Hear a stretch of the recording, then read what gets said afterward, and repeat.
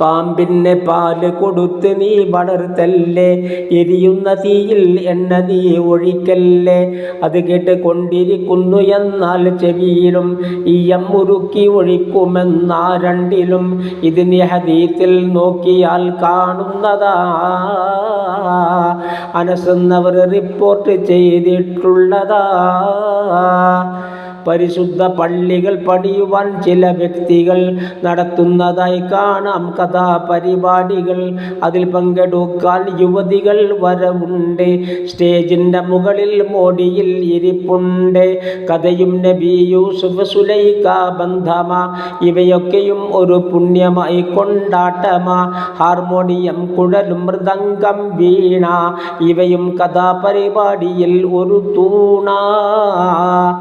ദീനിന്റെ പേരിൽ ഇത് ഹലാലെന്നാക്കി മായം ശരിക്ക് കലർത്തി വിൽപ്പനയാക്കി. ഇവകൾ നിഷിദ്ധം തന്നെയെന്നത് വ്യക്തമാ, അതിലേക്ക് ലക്ഷ്യം തന്നെയും തിരുവാക്യമാ.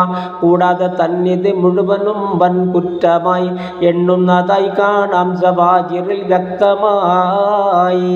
സുഹൃത്തുക്കളെ, ഇത് കാഴ്ചയിൽ ഒരു സദ്യയാ, വിഭവങ്ങളാണെങ്കിൽ അതും രസം തന്നെയാ.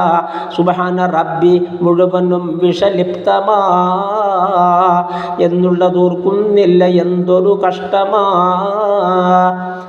കസുവത്ത് കൽബിന് വന്നിടും ഇവ കൊണ്ട് എന്നുള്ളതിനും എത്രയോ തെളിവുണ്ട്. കസുവത്ത് വന്നാൽ കൽബിനോ ഭയമില്ല, പിന്നെന്ത് ദോഷം ചെയ്യുവാൻ മടിയില്ല. കൂടാതെ തന്നിത്യാദി നോട്ടം കൊണ്ട് വ്രതമുള്ളവൻ്റെ വ്രതത്തിനും കേടുണ്ട്. അതുമാത്രമല്ല, ഇബാദത്തിൻ്റെ ഹലാവത്തും രുചി നോക്കുവാനും സാധ്യമല്ലൊരു നേരത്തും. ചുരുക്കി പറഞ്ഞാൽ പല ഹറാമും കോർത്ത് പിന്നൊരൽപ്പം നല്ല കഥയും ചേർത്ത്.